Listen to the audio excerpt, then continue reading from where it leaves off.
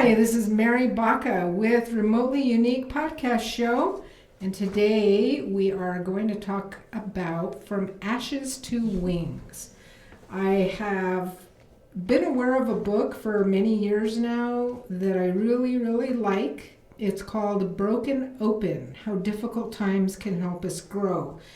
The author is Elizabeth Lesser. And the reason why I like the book is because it is all about how to transcend difficult things that we go through. So one of the things that she talks about in the book is, and this is just so true, right, is that every day people will ask, how's it going? Or say hi, what's going on? And that there's this open secret that we all live with in terms of we don't answer the truth to that question. And not that we need to, unload all our problems on someone, but she talks about how everybody really answers in that way, even though maybe things aren't so good with them. And, we've been conditioned throughout our lives to not burden other people or confuse, a lot of times people confuse privacy with secrecy. And so that can be a problem because, for one thing, it creates a representation of your inauthentic self instead of your authentic self. And so, yes, I do think that timing is everything.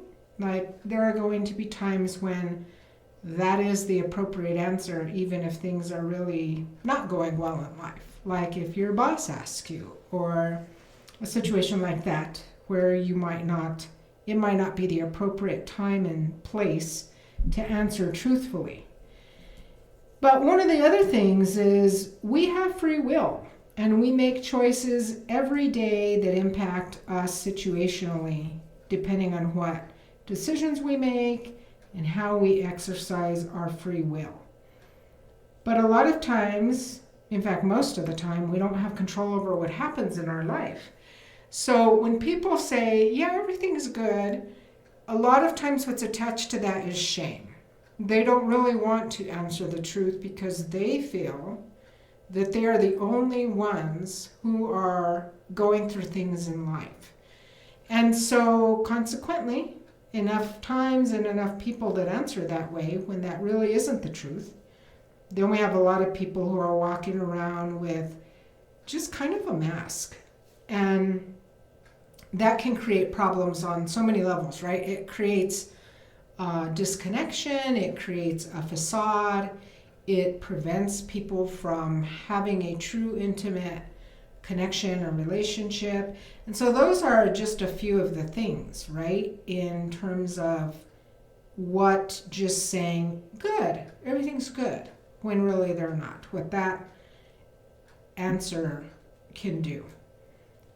We all have experienced the highest of highs and the lowest of lows.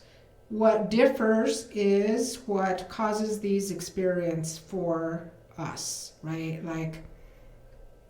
And also how a person perceives that. So what I mean by that is you may think something is really stressful and catastrophic, and I may think the same thing is not catastrophic. And so you get all kinds of variables, and that's not bad or good. That is just human nature, that what you consider to be a high and a low is absolutely going to be different from what somebody else considers to be a high or low.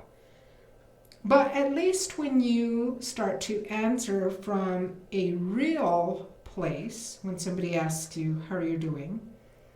Then you get to see that everybody at some point or another is struggling to some degree. That is just, I think, part of our human experience here on this earthly plane.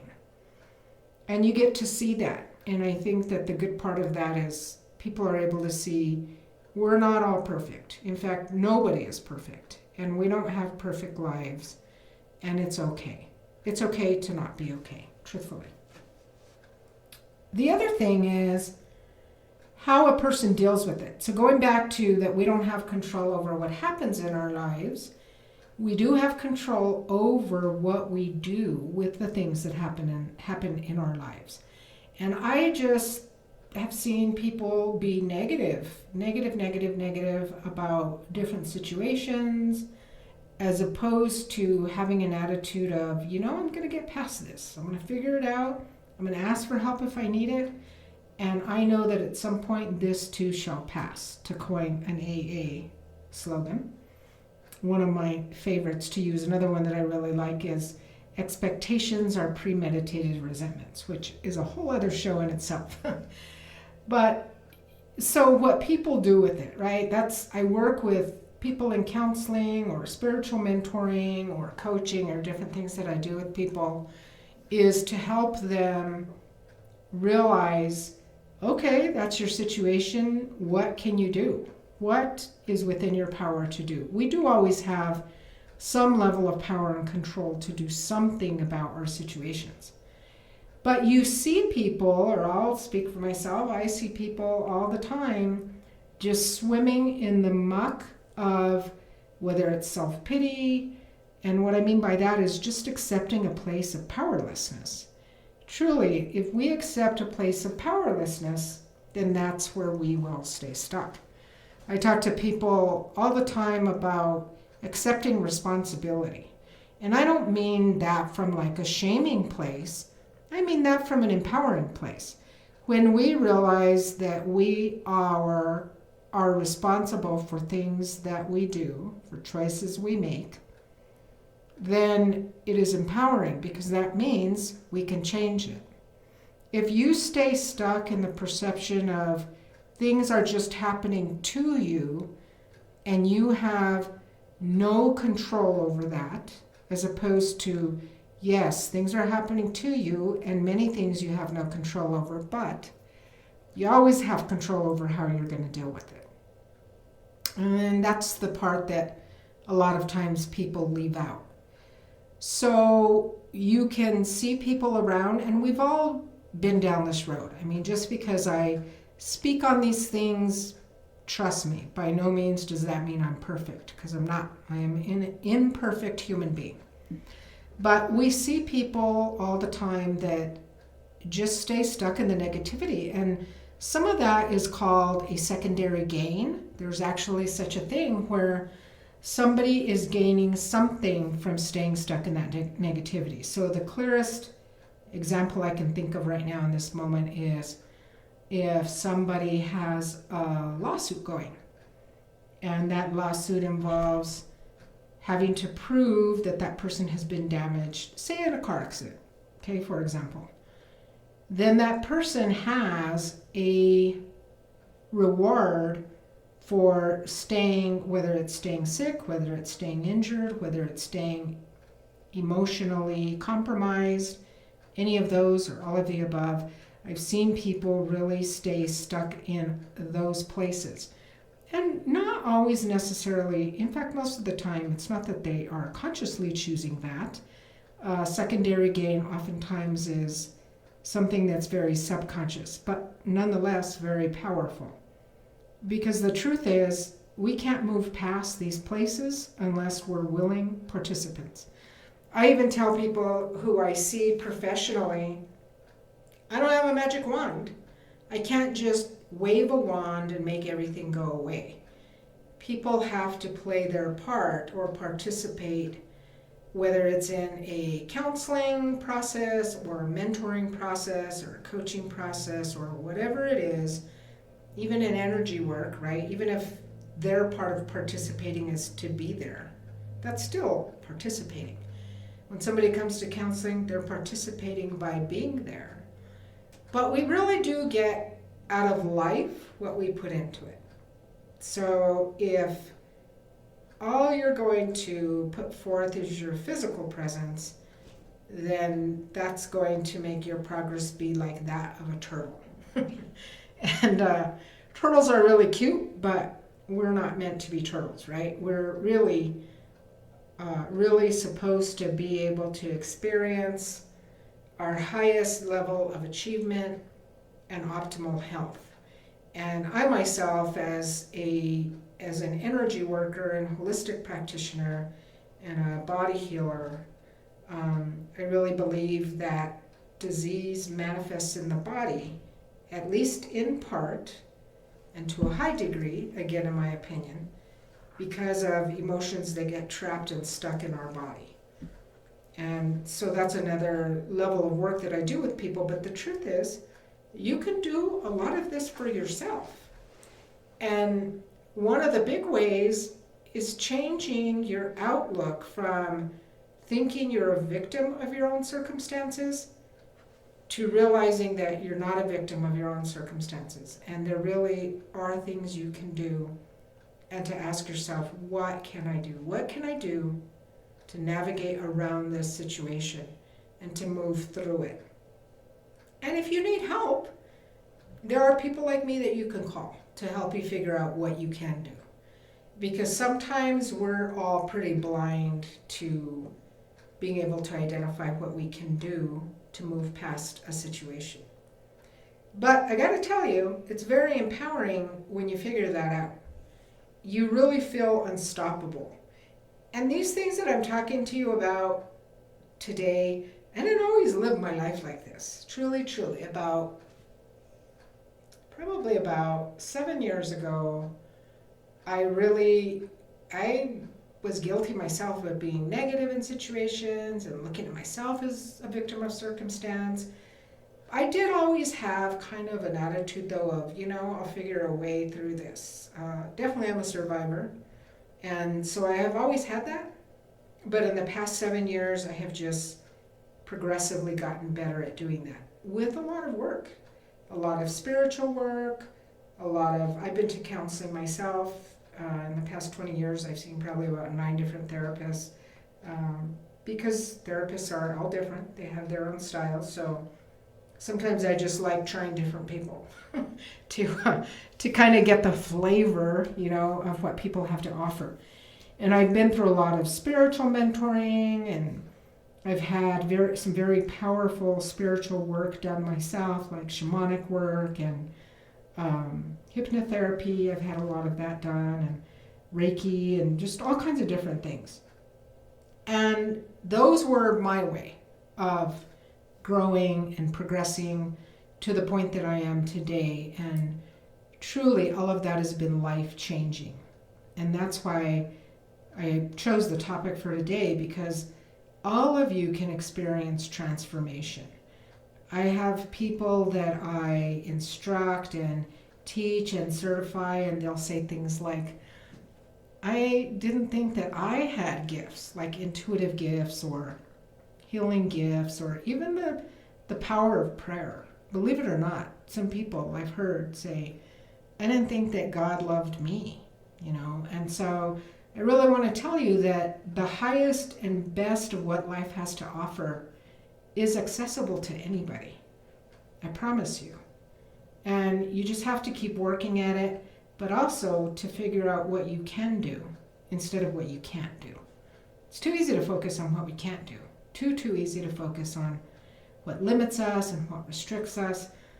And that, to me, the statement that Elizabeth Lesser used, from ashes to wings, it really stood out for me. One, because I believe strongly in angels and I do a lot of work with angels, but also just that whole concept of rising from the ashes like a phoenix is just such a powerful concept that really anybody can do.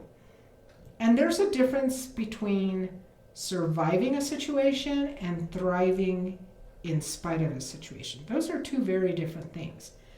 I know many survivors, and that's wonderful and amazing that people survive things like sexual abuse and domestic violence, and having a parent in childhood who had mental health issues and mental conditions.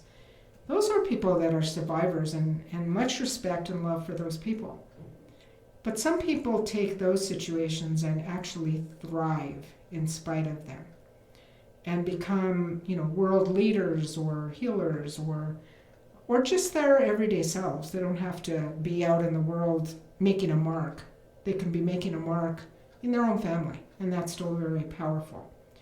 But you'll talk to people like this, and it's a different conversation that you'll have than from somebody who's just a survivor. What I mean by that is, Somebody who has survived their situation will speak about their past, but there's not that oomph to it, that resilience to it, where they will then describe what they've done with it, what they've done with those adverse situations in their life. And I don't mean denying the adversity, because I also have met people that have told me, well, yeah, all of that happened when I was a kid, but I wouldn't be who I am today if it weren't because of that. And I'm not talking about that, because I tell people you could have been even better sooner if you didn't have those situations. And my point when I say that is just so people will validate what they've been through, because you have to. You deserve to validate whatever you've been through in your childhood and forward in your whole life experience. You have to validate those hard times. You deserve to, like I said a second ago.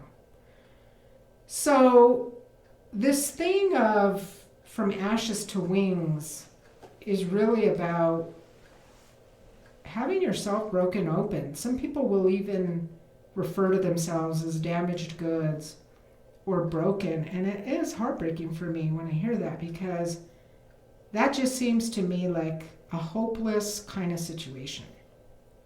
And I've seen in the over 30 years that I've been in the counseling field, and included in that time, I've become a holistic practitioner and a spiritual mentor now for the past 8 or 9 years, I don't even know.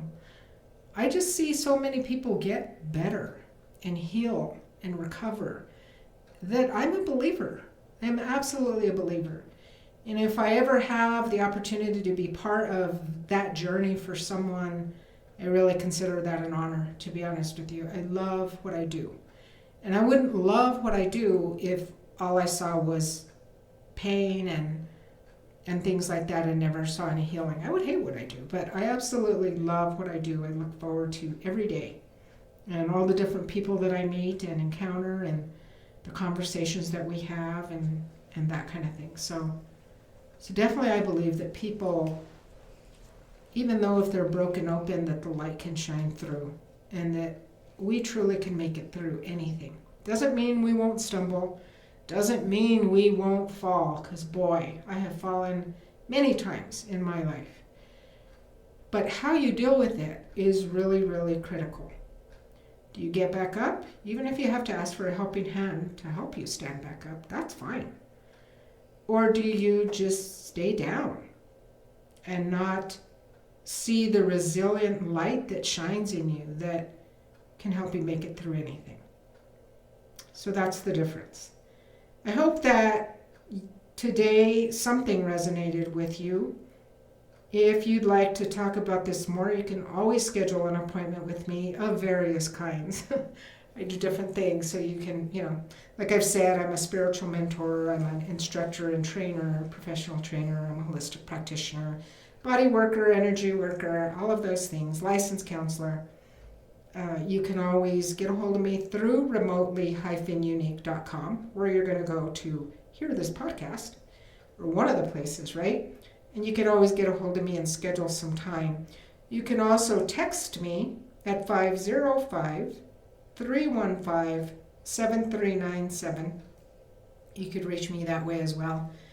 And be looking in the future, very near future, I'm going to be offering classes and trainings, and you can find out about that information on Remotely Unique, but also on another business website that I have called Shifting Perspectives Training Institute. And there's going to be something for everybody. There already is. I have a training catalog that's out.